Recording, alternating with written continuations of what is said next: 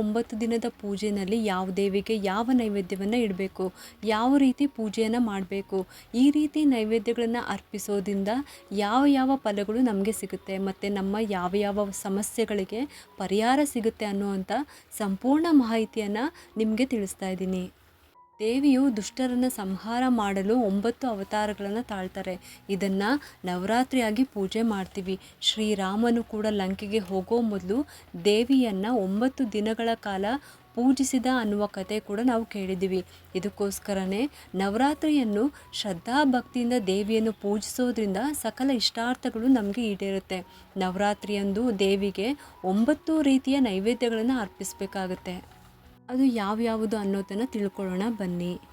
ಇನ್ನು ಈ ಒಂದು ನವರಾತ್ರಿಯಲ್ಲಿ ಆ ದಿನದ ಬಣ್ಣಗಳ ಸೀರೆಯನ್ನು ಉಡಬೇಕಾಗುತ್ತೆ. ಬರೀ ಸೀರೆನೇ ಉಟ್ಕೋಬೇಕಾ, ಡ್ರೆಸ್ ಹಾಕೋಬಾರ್ದಾ ಅಂತ ಕೇಳಬೇಡಿ. ನಮ್ಮ ಸಂಪ್ರದಾಯದ ಪ್ರಕಾರ ವಿಶೇಷ ದಿನಗಳಲ್ಲಾದರೂ ನಾವೆಲ್ಲ ಸೀರೆನ ಉಟ್ಕೊಂಡು ಪೂಜೆ ಮಾಡೋದು ತುಂಬಾ ಚೆನ್ನಾಗಿರುತ್ತೆ.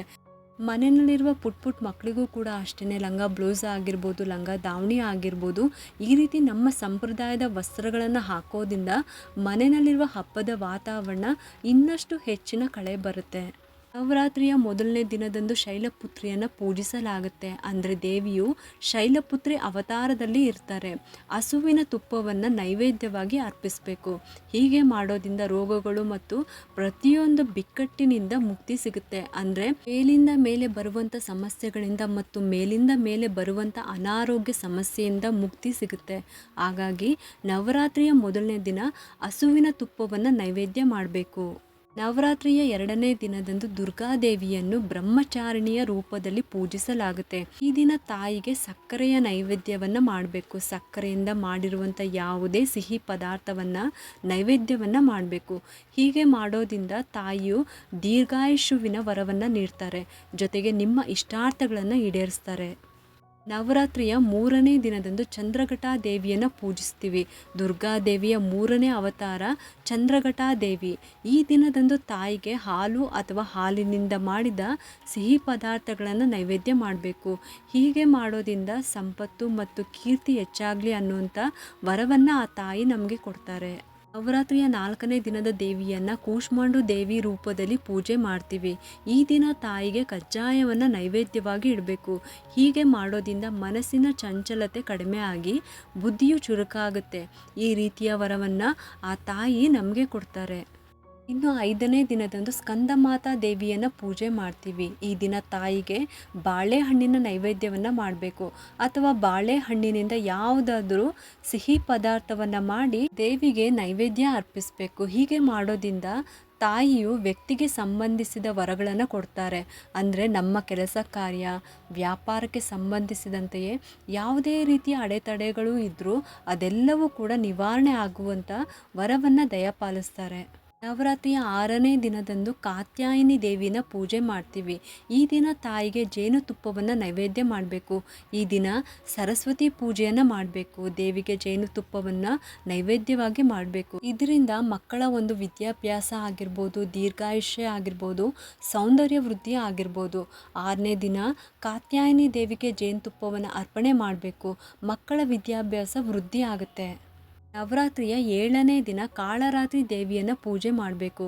ಈ ದಿನ ದೇವಿಗೆ ಬೆಲ್ಲ ಅಥವಾ ಬೆಲ್ಲದಿಂದ ಮಾಡಿದ ಯಾವುದೇ ಸಿಹಿ ಪದಾರ್ಥವನ್ನು ದೇವಿಗೆ ನೈವೇದ್ಯ ಮಾಡ್ಬೋದು. ಈ ಥರ ಮಾಡೋದ್ರಿಂದ ಕುಟುಂಬದಲ್ಲಿರುವಂಥ ಎಂಥದ್ದೇ ಕಲಹ ಆಗಿರ್ಬೋದು, ಭಿನ್ನಾಭಿಪ್ರಾಯ ಆಗಿರ್ಬೋದು, ವೈಮನಸ್ಸೆ ಆಗಿರ್ಬೋದು, ಏನೇ ಇದ್ದರೂ ಕೂಡ ಅದೆಲ್ಲವೂ ಕೂಡ ನಿವಾರಣೆಯಾಗಿ ಕುಟುಂಬದಲ್ಲಿ ಸಂತಸ ಮೂಡುತ್ತೆ. ನವರಾತ್ರಿ ಹಬ್ಬದ 8ನೇ ದಿನ ದೇವಿಯನ್ನು ಮಹಾಗೌರಿಯ ರೂಪದಲ್ಲಿ ಪೂಜೆ ಮಾಡ್ತೀವಿ. ಈ ದಿನ ದೇವಿಗೆ ಒಂದು ಪೂರ್ಣ ಫಲ ಅಂದರೆ ಒಂದು ಪೂರ್ಣ ತೆಂಗಿನಕಾಯಿನ ನೈವೇದ್ಯವಾಗಿ ಅರ್ಪಿಸಬೇಕು. ಅಥವಾ ತೆಂಗಿನಕಾಯಿಂದ ಮಾಡಿದ ಸಿಹಿ ಪದಾರ್ಥಗಳನ್ನು ಕೂಡ ಮಾಡ್ಬೋದು. ಕೊಬ್ಬರಿ ಬರ್ಫಿ, ಕಾಯಿ ಹೋಳಿಗೆ, ಈ ಥರ ತೆಂಗಿನಕಾಯಿಂದ ಮಾಡಿದ ಯಾವುದೇ ಸಿಹಿ ಪದಾರ್ಥವನ್ನು ದೇವಿಗೆ ನೈವೇದ್ಯವಾಗಿ ಅರ್ಪಿಸ್ಬೋದು. ಈ ಥರ ಮಾಡೋದ್ರಿಂದ ಮನಸ್ಸಿನ ಎಲ್ಲ ಆಸೆಗಳು ಕೂಡ ಈಡೇರುತ್ತೆ. ನವರಾತ್ರಿಯ 9ನೇ ದಿನ ಅಂದರೆ ಕೊನೆಯ ದಿನ ದೇವಿಯನ್ನು ಸಿದ್ಧಿದಾತ್ರಿ ರೂಪದಲ್ಲಿ ಆರಾಧನೆ ಮಾಡ್ತೀವಿ. ಈ ತಾಯಿಗೆ ಕಾಳುಗಳನ್ನು ಉಪಯೋಗಿಸಿ ಮಾಡಿದ ಪದಾರ್ಥಗಳು ಅಂದರೆ ಹೆಸರುಬೇಳೆ ಪಾಯಸ, ಹಲ್ವಾ, ಎಳ್ಳಿನಿಂದ ಮಾಡಿದ ಸಿಹಿ ಪದಾರ್ಥವನ್ನು ನೈವೇದ್ಯ ಮಾಡಬೇಕು. ಅದು ಅಲ್ಲದೆ ಆ ದಿನ ಕನ್ಯಾ ಪೂಜೆಯನ್ನು ಮಾಡಬೇಕಾಗುತ್ತೆ. 9 ಜನ ಕನ್ಯೆಯರನ್ನು ಮನೆಗೆ ಕರೆದು ಅವರಿಗೆ ಸತ್ಕಾರ ಮಾಡಿ ಅವರಿಗೆ ತಿಂಡಿ ತಿನಿಸುಗಳನ್ನು ಕೊಟ್ಟು ಅವರಿಗೆ ಪ್ರಿಯವಾದಂತಹ ವಸ್ತುಗಳನ್ನು ಕೊಟ್ಟು ಸತ್ಕಾರ ಮಾಡಿ ಕಳಿಸ್ಬೇಕು.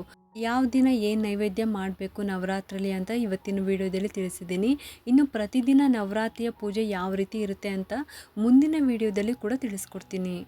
ಈ ಒಂದು ವಿಡಿಯೋ ಏನಾದರೂ ನಿಮ್ಗೆ ಇಷ್ಟ ಆಗಿದ್ರೆ ಒಂದು ಲೈಕ್ ಮಾಡಿ, ಶೇರ್ ಮಾಡಿ ಮತ್ತು ಸಬ್ಸ್ಕ್ರೈಬ್ ಮಾಡಲು ಮರಿಬೇಡಿ. ಯಾಕೆಂದರೆ ನೀವು ಮಾಡೋ ಒಂದು ಸಬ್ಸ್ಕ್ರೈಬಿಂದ ನಮ್ಮಂತಹ ಸಣ್ಣ ಸಣ್ಣ ಚಾನಲ್ಸ್ಗೆ ಒಂದು ಸಪೋರ್ಟ್ ಮಾಡ್ದಂಗೆ ಆಗುತ್ತೆ.